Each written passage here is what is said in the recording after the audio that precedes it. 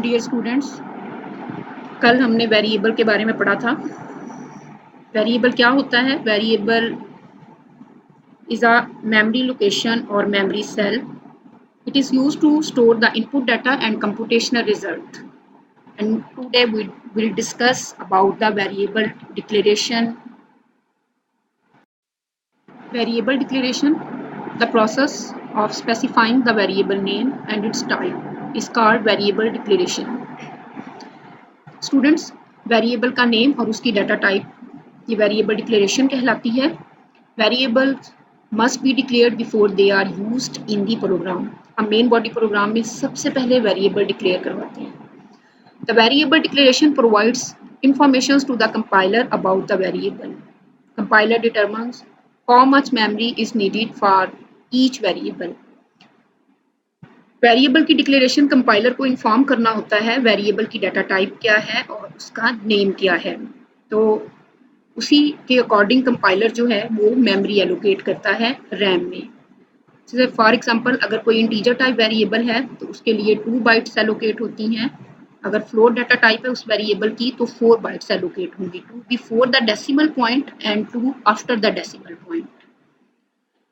Character data type 1 byte. Syntax है इसका, सबसे पहले डाटा टाइप आएगी, डाटा टाइप के बाद एक single one space variable name write किया जाएगा। एग्जांपल है int marks semicolon, float average, char grade, double salary.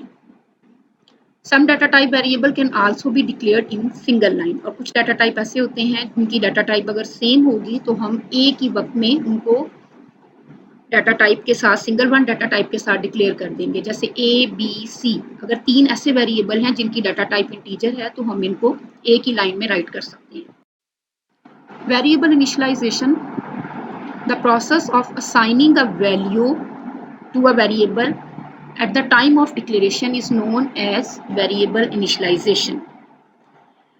The equal sign is used to initialise a variable. जिस टाइम पे आप वेरिएबल को डिक्लेयर करते हैं, अगर उसी टाइम में यानी उसकी डिक्लेरेशन के टाइम में आप वेरिएबल को एक सिंगल वन वैल्यू असाइन कर दें तो वो वेरिएबल की इनिशियलाइजेशन कहलाता है। उसका सिंटैक्स है डाटा टाइप, एक स्पेस दिया जाएगा, वेरिएबल का नेम, इक्वल टू का साइन और वैल्यू जो आपने उस वेरिएबल को असाइन करनी है वो राइट की जाएगी। For example int n equal to 100, अगर हमने फिक्स करनी है कोई वैल्यू कि n में हमारी वैल्यू जो है 100 असाइन हो जाए।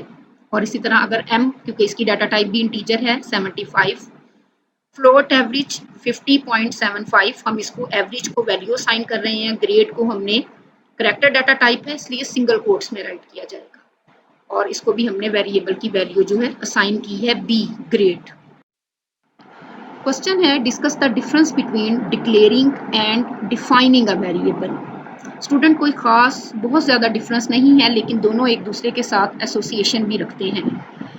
वेरिएबल डिक्लेरेशन हमने पढ़ चुके हैं। The variable declaration specifies the name and type of the variable to the compiler. It does not locate the memory location for the data. जब तक हम वेरिएबल को डिक्लेयर करवाते हैं मेमोरी लोकेशन में डाटा की ज़रूरत नहीं होती, जस्ट एक डिक्लेरेशन होती है जिसको सिर्फ कंपाइलर तक इन्फॉर्म करना होता है। लेकिन जो हम वेरिएबल को डिफाइन करने लगते हैं, उसमें कोई डाटा वैल्यू पास करने लगते हैं तो या हम उसके अंदर कोई प्रोसेस करवाने लगते हैं तो उस वक्त जो है वेरिएबल डेफिनेशन होती है। The variable definition specifies the name and types of the variable as well as allocate the memory location to store the data in the variable.